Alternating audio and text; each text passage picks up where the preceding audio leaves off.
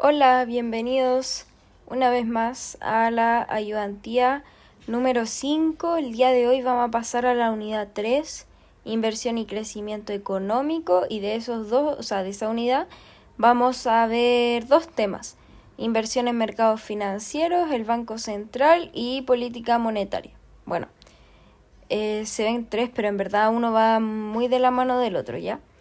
Así que espero que estén muy bien y con todas las ganas nomás, ya van quedando poquito. Vamos a empezar esta ayudantía.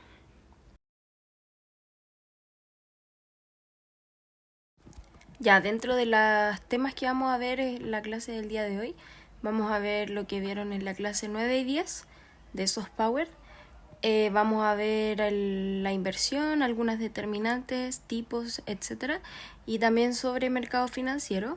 Y ya de la clase siguiente vamos a ver el Banco Central, algunas características de este. Las vamos a repasar igual de manera rápida porque es conocido igual el Banco Central y ya sabemos más o menos de qué se trata. Y vamos a ver la política monetaria también del Banco Central. Ya, les quise dejar también esta cita para que le den una vuelta igual, por si es que les sale la prueba en una de esas también pueden sacar o concluir algo de esto. Es nuevamente del PIB, ya que la prueba igual viene fuerte con esto del PIB y calcular el PIB y las componentes, etcétera, etcétera. Léanla, repásenla, no es obligación, pero quizás les pueda servir como alguna herramienta extra, un plus adicional en la prueba. Ya, antes que todo de hablar de la inversión, sus tipos, etcétera, vamos a hablar y definir qué es el crecimiento económico. El crecimiento económico lo vamos a entender como un aumento de la renta o del valor de los bienes y servicios finales producidos por una economía en un determinado periodo de tiempo. Si se fijan, esta definición de valor de bienes y servicios finales producidos en la economía hace alusión al PIB. Entonces, el crecimiento económico, en el fondo, va a ser un aumento o va a implicar el aumento del PIB. O más que el aumento en las variaciones que tenga esta cifra, ¿ya? Porque, por ejemplo, si el PIB aumentó, no sé, 13 puntos base un año y el otro año aumentó 10 puntos base, en el fondo es que hubo crecimiento igual, solo que en menor medida, ¿cachai? Pero siempre hay crecimiento, solo que si es más o menos, eso es lo que va a cambiar. Ya. Dicho eso, hay que considerar también distintos factores que son los que pueden ver ahí en el mapa al momento de esta variación del PIB. Entonces tenemos la acumulación de capital, el desarrollo tecnológico y principalmente otros. Y dentro de estos otros entra la inversión, el desarrollo y la educación. Y acá respecto, por ejemplo, al ítem del medio sobre el desarrollo y la tecnología, se plantea esta pregunta entre si realmente el aumento de la tecnología implica la disminución de los empleos. Y acá hay distintas como vertientes, porque unas señalan que efectivamente al aumentar la tecnología hay muchos empleos que se ven reducidos o en su defecto eliminados. Pero hay otras posturas que explican que la tecnología en el fondo va como en aumento o en mejora o en pos de la empleabilidad. ¿Por qué? Porque se genera mayor producción, esto estimula la economía y en el fondo es como beneficioso para todos. Y esto porque se pueden generar distintos nuevos puestos de trabajo, se estimula la producción. En el fondo es como ese el círculo razonable de lo que pasa con este progreso tecnológico y desarrollo y estímulo de la economía. Y dentro ya del otro recuadro que pueden ver, vamos a tener la inversión, el desarrollo financiero y, bueno, la educación. Entonces el primero habla más como de inversiones de capitales, el desarrollo hace alusión al desarrollo financiero, de poder invertir más acciones en la bolsa, de transar en la bolsa. La educación, que siempre es como un factor importante determinante en esto del crecimiento y desarrollo económico.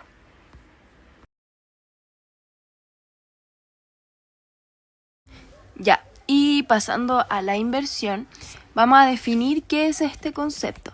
Corresponde, ¿cierto?, al gasto en bienes que sirven para producir otros bienes, como por ejemplo los bienes de capital, o para producir en bienes que serían vendidos posteriormente. Estos bienes lo vamos a entender como existencias.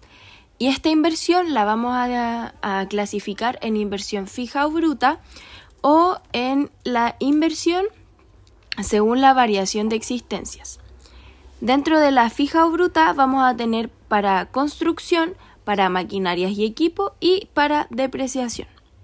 Ya, ¿cuál es la principal diferencia de la inversión con el consumo? Es que la inversión es para bienes de inversión que se mantienen para un futuro. En cambio, el consumo es como para ahora ya, para el tiempo presente. Bueno, también otro de los puntos es que la inversión sirve, ¿cierto?, para producir otros bienes como la maquinaria o edificios, y también para productos finales que quieran ser vendidos en el futuro. Y esto se va a entender por concepto de inventario. Ya, y como anexo, la inversión fija también se conoce como inversión o formación bruta de capital, y la otra por la variación de existencia. Y otro anexo más es que todo lo que se demande para bienes de inversión va a depender del tipo de interés que mida el costo de los fondos utilizados para esto que se financie la inversión. Ya, y pasando a los determinantes tienen que pensar en la situación de una empresa que busca comprar cualquier cantidad, por así decirlo, de capital a un determinado precio, y los costos asociados que vienen por esta compra de capital son estas como determinantes que les quise poner en el recuadro.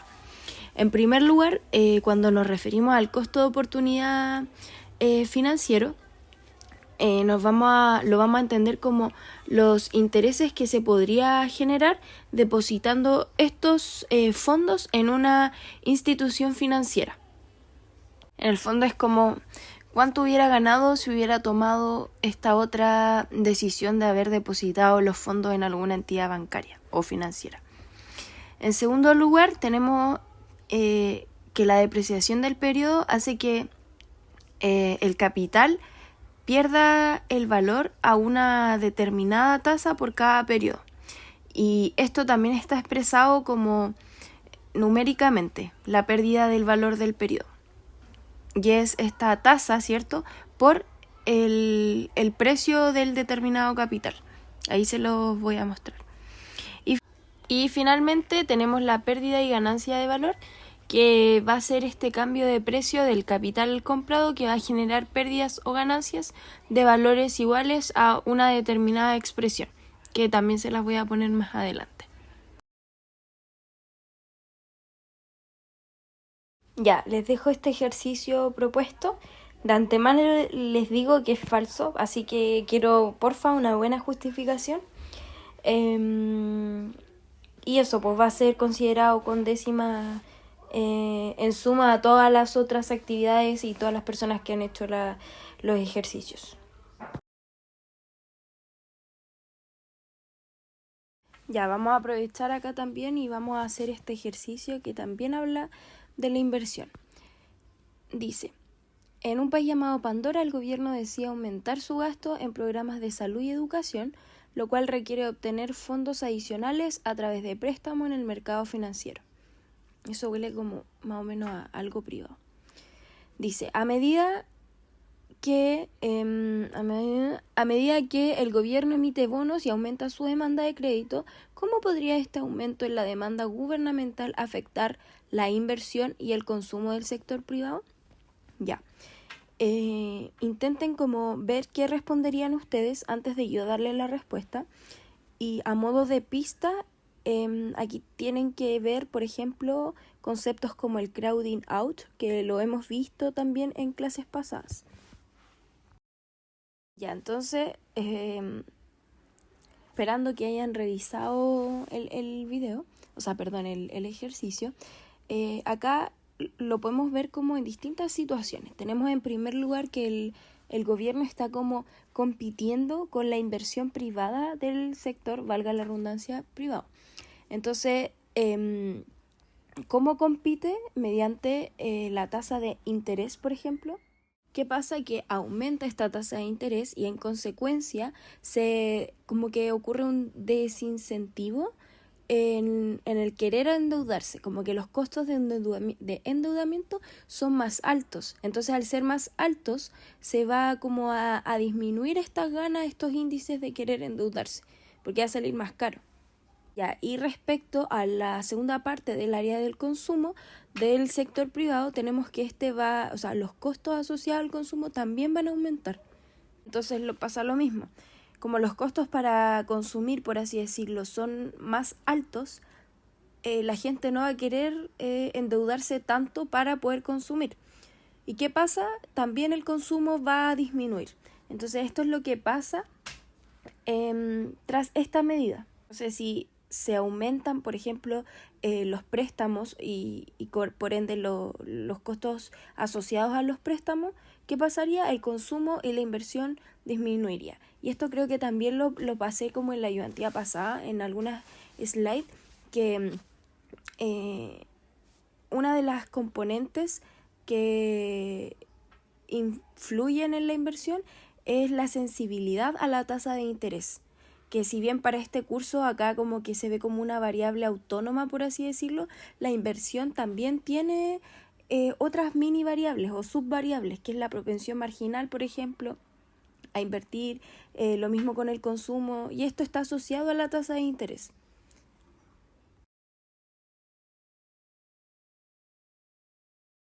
Ya, ahora vamos a pasar al mercado financiero. Este mercado financiero lo vamos a entender como un conjunto de todo este grupo de instituciones como macroeconómicas, por así decirlo, que ayudan a coordinar tantos ahorros como inversión de una persona o de otra. Y como que el tip es que ustedes piensen cómo sería el mundo si no hubiera este sistema, no estuviera este mercado financiero. Ya, viendo este recuadro, podemos ver que en primer lugar el mercado financiero está compuesto por bonos y acciones, y los intermediarios financieros serían bonos comerciales y fondos de inversión. Y ahora pasando al siguiente tema sobre el Banco Central. Como pueden ver, esto es de la misma página del banco, y a lo mejor como para que les quede como imagen visual de recordatorio, este está encargado de la política monetaria principalmente, también de la financiera, pero eso ya es otro tema. Y como pueden ver, también está justo en los mercados financieros que hemos visto anteriormente. Ya, repasando muy rápidamente, el Banco Central es como esta institución o entidad que tiene el monopolio de la producción y distribución del dinero oficial de un país, de una nación o incluso de un bloque de países. Y esta institución dicta la política monetaria que puede regular la oferta de dinero en la economía. Estas políticas pueden ser política contractiva o expansiva. Ahí les voy a hacer un cuadrito también de ayuda de memoria para que se les quede grabadito. También el Banco Central usa distintas herramientas o instrumentos, como una de ellas la política monetaria, para poder controlar la cantidad de dinero que va circulando en el mercado.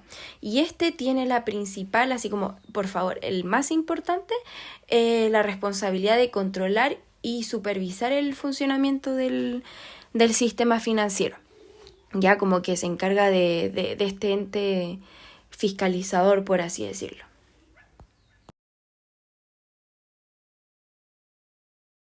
Ya, y acá es básicamente como lo mismo que les mencioné al principio respecto a las características, es que, se encarga de la producción y distribución del dinero oficial, que es el primer punto del cuadro azul, también de la política monetaria que la dicta, tiene instrumentos para poder controlar la cantidad de dinero en circulación y el control y supervisión del sistema financiero. Esta es como la ayuda de memoria.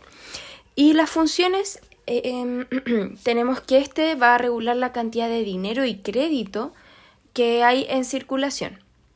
En segundo punto, va a velar por la estabilidad de la moneda, pero ojo, esto también es súper importante, de mantener la inflación estable y baja en el tiempo. El principal ente como que se encarga de la inflación, de controlar la inflación, es el Banco Central. De hecho, si se meten también a la página, como que sale textual que se encarga de velar por la inflación del país. Ya, y en tercer punto, intenta también mantener la eficacia del sistema financiero y que se cumpla también el normal funcionamiento, ya sea de los pagos, tanto internos, externos, etcétera, etcétera. Que todo en el fondo funcione de manera expedita, de manera como súper sin trabas, por así decirlo, ¿ya? Y también se encarga de las custodias de las reservas de las reservas de divisas. Ya, y como pueden ver en el texto de arriba, el principal instrumento con el cual cuenta el Banco Central para mantener la inflación alineada es la denominada tasa de política monetaria, la TPM.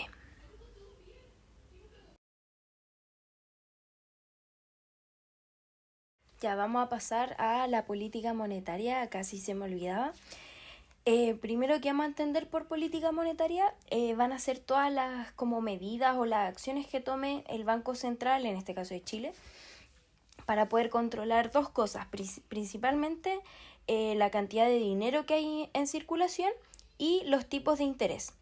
Controlando estas dos variables, por así decirlo, va a influir en la demanda agregada o en el PIB o en la producción total de bienes y servicios finales producidos. Recuerden esa definición, por favor. Y bueno, teniendo controladas estas variables que les digo de la masa o cantidad de dinero en circulación y los tipos de interés, busca de cierta forma conseguir los distintos objetivos y estar alineadas, claro, con la política financiera, ¿ya? Principalmente busca este tipo de política monetaria, el crecimiento del PIB, la estabilidad en los precios y el empleo.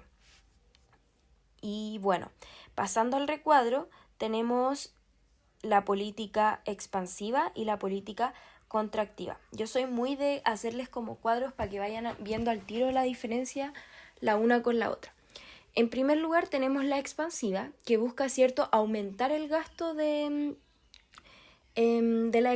la economía, bien digo, y esto lo va a hacer a través de un aumento en la cantidad de dinero en circulación. Pero ¿cómo puede aumentar esta cantidad de dinero? Esto lo va a hacer disminuyendo el interés. ¿Y qué va a pasar? Que un mayor gasto va a llevar a que las empresas vendan más y por ende puedan producir más bienes, más servicios, y si sube esta producción, en el fondo va a aumentar las cifras del PIB. Y como segundo efecto, lo que va a pasar es que las empresas también pueden subir los precios ante una mayor demanda que está ocurriendo. Y si suben los precios, en el fondo es mayor ganancia para las empresas. Es decir, sube el PIB, aumenta la producción, pero también aumentan las ganancias para las empresas. Esto gráficamente se puede observar que hay como un desplazamiento hacia la derecha de la curva de la producción o el PIB, ¿ya? Y, en el video, en el gráfico, el eje de las X es el PIB, representa el PIB, y el de las Y sería el nivel general de los precios, como pueden observar. Ya, y otro como área importante de en qué situaciones pueden aplicar ustedes o en qué momentos, si el profe les pregunta, sería conveniente aplicar este tipo de política. Generalmente sería en épocas de crisis para poder en el fondo reactivar o estimular la economía y así obtener un crecimiento o que en el fondo aumente el crecimiento. O sea, si ustedes ven que o les mencionan que la economía está estancada, esta sería una buena medida para poder estimular. Y también otra situación para que puedan aumentar los precios si es que hay riesgo de que estos bajen, o sea, una deflación. Entonces, eso sería, en resumen, los dos casos en que sería conveniente aplicar este tipo, cuando hay una crisis y la economía está estancada y ante una posible deflación. Ya, y para el segundo caso de la política contractiva, esta va a buscar todo lo contrario, entonces. Sería un descenso del gasto público, o sea, del gasto en la economía. ¿Y qué va a pasar? Va a pasar lo opuesto. Se va a desplazar la curva hacia la izquierda. Y ya, ¿cómo pretende disminuir el gasto en la economía? Aumentando las tasas de interés. Entonces, si aumenta la tasa de interés, va a disminuir la cantidad de dinero que hay en circulación. Entonces, en resumen, ¿qué va a pasar? Un menor gasto va a producir que las empresas vendan menos, por ende va a haber menos producción, va a disminuir. ¿Y qué va a pasar con el PIB? Va a disminuir también. ¿Por qué? Porque lo que mide el PIB es la producción total de bienes y servicios finales. Entonces, ¿qué va a pasar? Que las empresas van a tender a bajar sus precios para poder intentar, de cierta forma, vender algo y no entrar en pérdida. Entonces, esto ocurre porque hay menos demanda. Por eso bajan los precios las empresas. Y bueno, como pueden ver aquí en el mapa que les puse, al subir el interés va a disminuir la cantidad de dinero y por ende bajar la demanda agregada y eso va a llevar a un menor nivel de precios y de PIB. ¿Y cuáles son los casos donde sería efectivo aplicar esta política contractiva? En épocas de grandes expansiones, por ejemplo, para enfriar la economía. ¿A qué me refiero con esto? Cuando los precios están subiendo mucho y se necesitan reducir. Y el costo es que esto puede ser igual perjudicial para el empleo o también para el mismo crecimiento del PIB. Y en la siguiente diapo, o sea, en la última diapo, les voy a dejar como un resumen como más gráfico y más bonito, ¿ya? Para que le echen una repasada.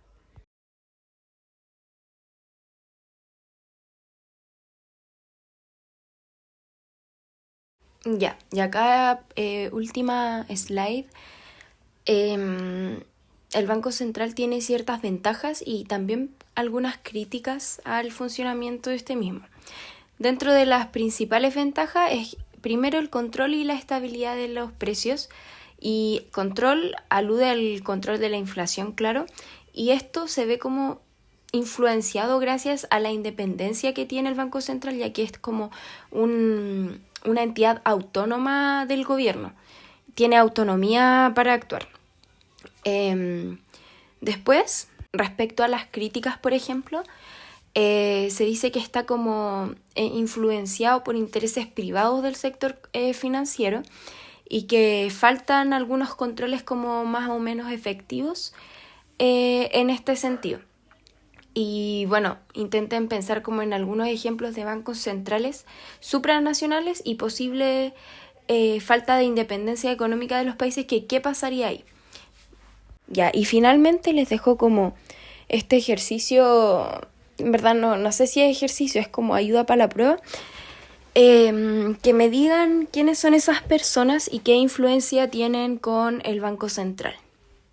Claro que sea algo como acorde igual, no una respuesta de 2 líneas, ¿ya? Tampoco una plana, pero que sea como acorde al nivel de ustedes. Y bueno, con esto damos por terminada la ayudantía y cualquier cosa les deseo el mayor de los éxitos en la prueba.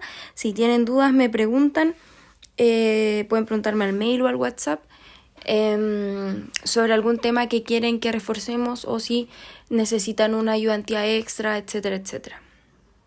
Ya, chau.